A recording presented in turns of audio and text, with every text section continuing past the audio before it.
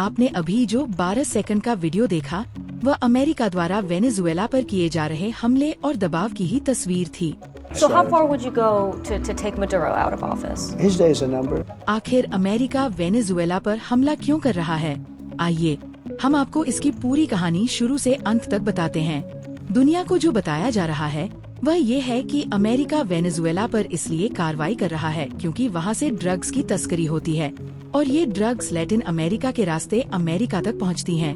Washington का आधिकारिक बयान यही है कि यह दबाव ड्रग्स पर नियंत्रण और क्षेत्रीय सुरक्षा के लिए जरूरी है। लेकिन जब इस कहानी को गहराई से देखा जाता है तो तस्वीर बिल्कुल अलग नजर आती है। वेनेजुएला के पास तेल कोई नई चीज नहीं है। दशकों से उसके पास दुनिया का सबसे बड़ा तेल भंडार है। अगर केवल तेल ही वजह होता तो अमेरिका बहुत पहले ही वेनेजुएला के खिलाफ सख्त कदम उठा चुका होता। लेकिन जब तक वेनेजुएला का तेल अमेरिकी कंपनियों के नियंत्रण में था, जब तक वही तेल डॉलर में बिक रहा था, तब तक न कोई ड्रग संकट दिख रहा था और न ही कोई बड़ा लोकतंत्र का खतरा। स्थिति तब बदली जब वेनेजुएला ने कहना शुरू किया कि तेल हमारा है और उस पर फैसला भी हम ही करेंगे।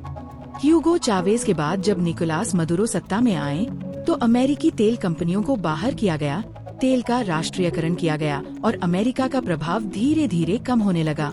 लेकिन असली टकराव तब शुरू हुआ जब वेनेजुएला ने अमेरिका से दूरी बनाकर चीन के साथ नजदीकियां बढ़ानी शुरू की। चीन को भविष्य के लिए ऊर्जा चाहिए थी और वेनेजुएला के पास वही चीज थी, अपार तेल।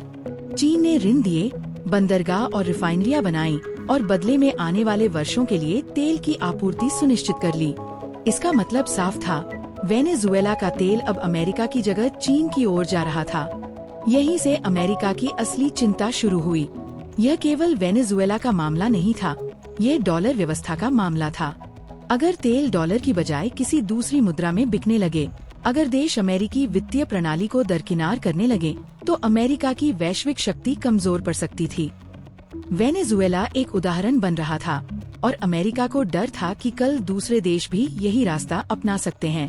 इसी बीच अमेरिका के अंदर भी राजनीतिक दबाव बढ़ रहा था। डोनाल्ड ट्रंप के दौर में कई ऐसे आरोप और विवाद सामने आए जिनमें उनके नाम को ड्रग तस्करी नेटवर्क, कार्टेल राजनीति और अंडरवर्ल्ड से जोड़कर देखा गया।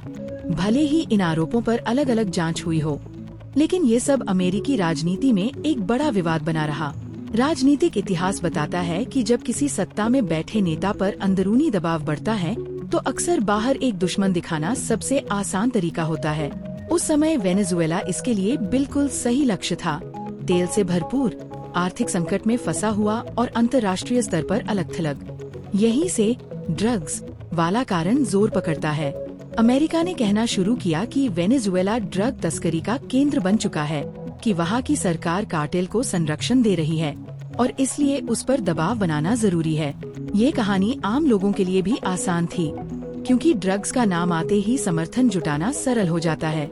लेकिन जानकारों का कहना है कि अगर असली मुद्दा सिर्फ ड्रग्स होता तो अमेरिका को पहले मेक्सिको, कोलंबिया और मध्य अमेरिका जैसे इलाकों पर उसी स्तर की कार्रवाई करनी चाहिए थी जहां से ऐतिहासिक रूप से ड्रग्स की सप्लाई ज्यादा रही है।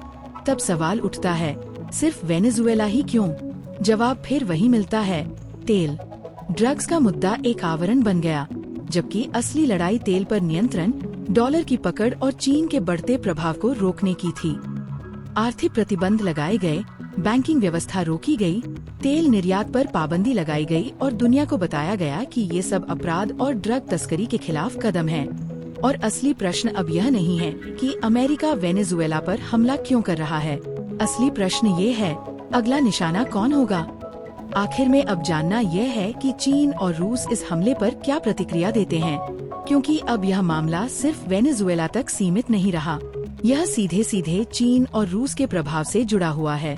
अगर अमेरिका इसी तरह हर उस देश पर हमला या दबाव बनाएगा जो चीन और रूस के साथ खड़ा होता है, तो ये बात इन दोनों देशों के लिए भी एक चेतावनी बन जाती है। ऐसे में यह मानना मुश्किल है कि चीन और रूस चुपचाप सब देखते रहेंगे। आने वाले समय में उनकी प्रतिक्रिया ही तय करेगी कि ये टकराव यहीं रुकता है या फिर दुनिया एक और बड़े भूराजनीतिक संघर्ष की ओर बढ़ती है।